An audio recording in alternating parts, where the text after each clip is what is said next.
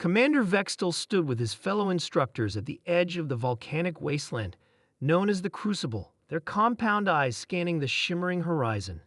6 standard galactic days had passed since they'd dropped off the latest batch of cadets. Most species representatives had already staggered back to base camp, their bodies pushed to breaking points. Some never returned at all. "Any sign of the human?" asked Lieutenant Grex, mandibles clicking nervously. "None," replied Vextel, as expected.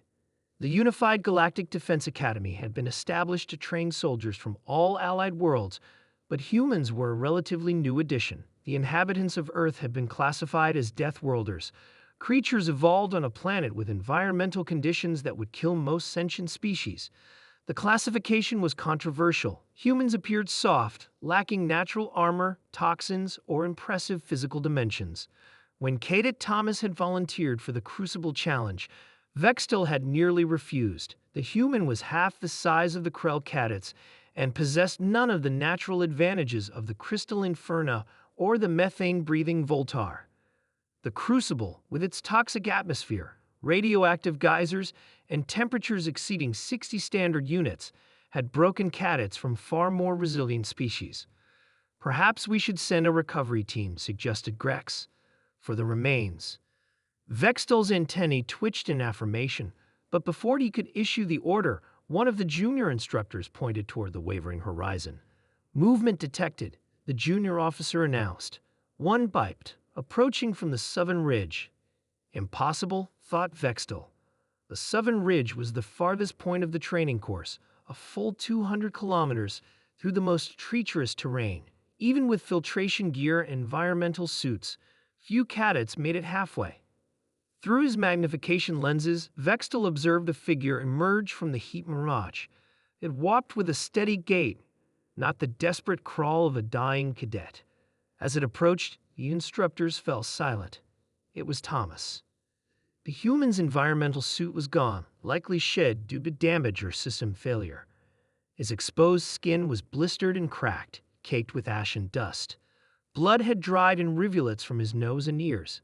And yet, remarkably, he walked upright, one foot in front of the other, with a rhythm as steady as a gravity pendulum. "Medical team now," Vextel shouted, expecting the human to collapse at any moment. Thomas approached the checkpoint line, stopped, and performed a crisp military salute.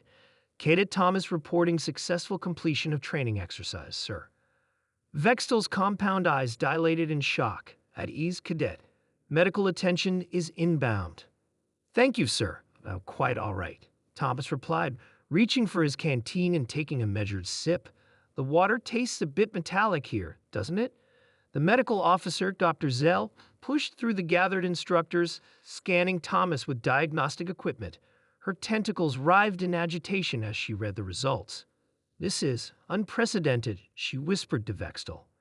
"Elevated radiation levels, severe dehydration, second-degree burns across 40% of the body, microfractures in the lower limbs. By all medical standards, this human should be dead or at minimum unconscious. Yet here I stand," Thomas said with a small smile, his hearing apparently sharper than they'd realized. "Your environmental suit?" Vextel began. "What happened?" "Filtration system failed on day 2 after a geyser eruption. The backup lasted another day. After that," Thomas shrugged, "I improvised." "Improvised? In a toxic atmosphere, without radiation shielding." Lieutenant Grex's voice rose to a pitch that made other instructors wince. "Humans are quite adaptable," Thomas explained, as if discussing the weather. "I fashioned a breathing filter from suit components and some local mineral deposits. For radiation, I stayed in the shadows when possible. The burns are unfortunate, but our skin regenerates." Vextel exchanged glances with his fellow instructors. The casual tone with which the human described surviving conditions that would kill 90% of known sentient species sent shivers along his exoskeleton. "The southern ridge?" another instructor asked. "Why continue to the farthest checkpoint when the primary objective was simply survival?" Thomas looked genuinely confused. "The mission parameters were to complete the course, sir. That's what I did." Dr. Zell's instruments continued to chirp alarmingly. Commander, I insist this cadet receive immediate treatment. These readings suggest he's been functioning with a partially collapsed lung for at least 3 days. For the first time, Thomas looked mildly concerned. Oh, that explains the chest pain. The revelation sent the medical staff into a frenzy. As they guided Thomas toward the medical facility, Vextel noticed something that disturbed him even more than the human's impossible endurance. Strapped to Thomas's back was a collection of geological samples, neatly labeled and categorized. "Cadet," Vextel called out. "What are those specimens?" Thomas glanced back. "Scientific samples, sir. Earth has similar volcanic regions. Thought our geologists might find the comparative data useful. The human had not only survived the death march, but had conducted scientific research along the way." Later, in the privacy of his quarters, Commander Vextel drafted an urgent message to Galactic Command. Its contents were brief but clear. Recommend immediate reassessment of human classification and capabilities. Deathworlder designation severely understated. Suggest new protocol for human integration into combat units. Current training methods insufficient to assess true capabilities or limitations.